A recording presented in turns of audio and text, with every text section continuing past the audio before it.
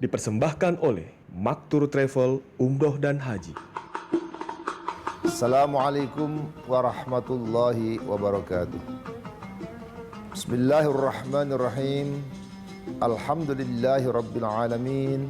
Wassalatu wassalamu ala asyrafil mursalin Sayyidina wa maulana Muhammadin wa ala alihi wa ashabihi ajmain, amma ba'd. Pemirsa berita satu rahimakumullah. Setiap manusia pasti pernah berbuat salah, pasti pernah berbuat khilaf, pasti pernah berbuat dosa. Mengapa demikian? Karena manusia itu di dalam dirinya ada nafsu ammarah, nafsu yang mengajak kepada kejahatan.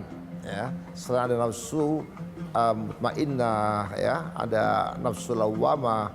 Tapi yang tidak kalah pentingnya adalah bahwa dalam diri manusia ada nafsu ammarah.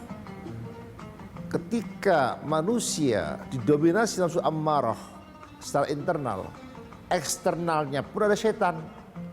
Oleh karena itu, pertemuan antara nafsu ammar dan godaan setan itu bisa menimbulkan dosa dan perbuatan yang Allah murkai. Sungguh pun demikian, Allah Subhanahu wa taala membuka peluang untuk siapapun agar bertaubat.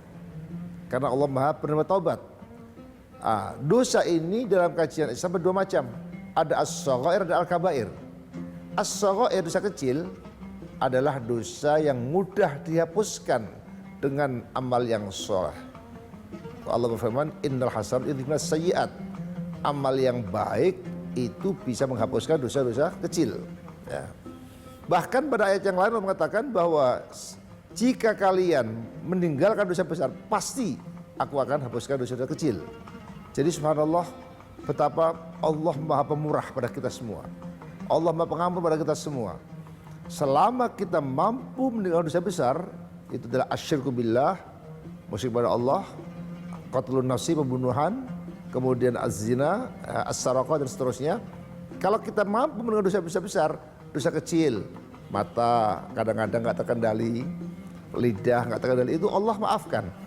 Untuk dosa besar itu tidak mudah dihapuskan kalau tidak taubatan nasuha.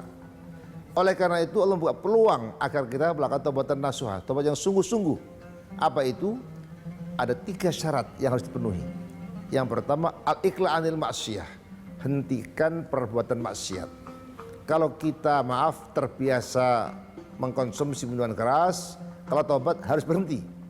Tidak boleh sambil kita menenggak minuman keras, gluk-gluk astagfirullah. Itu bukan taubat. Ya.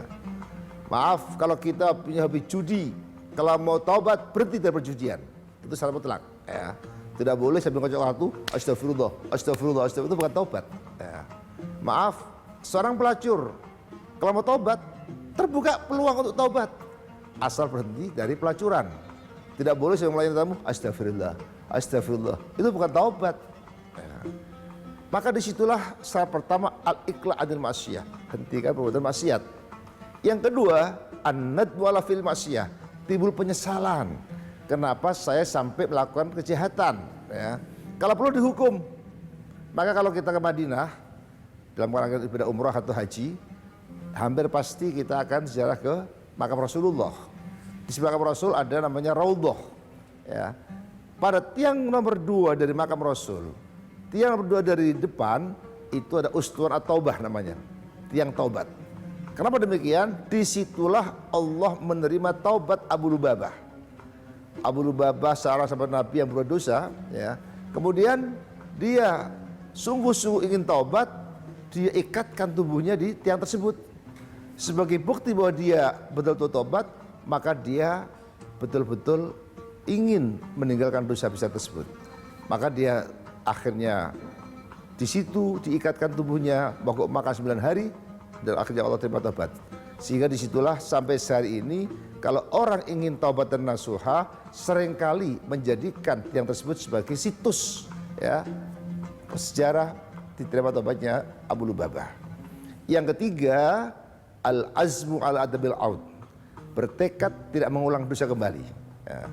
Kemudian yang terakhir, kalau memang dosa itu terkait dengan manusia, raddul madzalim, kembalikan hak-hak orang yang kita zalimi. apakah terkait dengan harta benda atau kehormatan ya, itu harus kita minta maaf ya. Syukur-syukur dengan kita minta maaf itu selesai. Tapi kalau tidak harus dikembalikan haknya.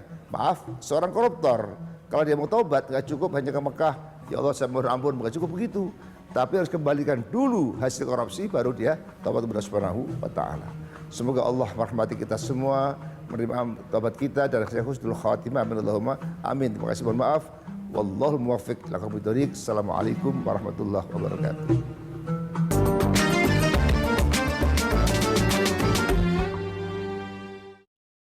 Dipersembahkan oleh Maktur Travel Umroh dan Haji.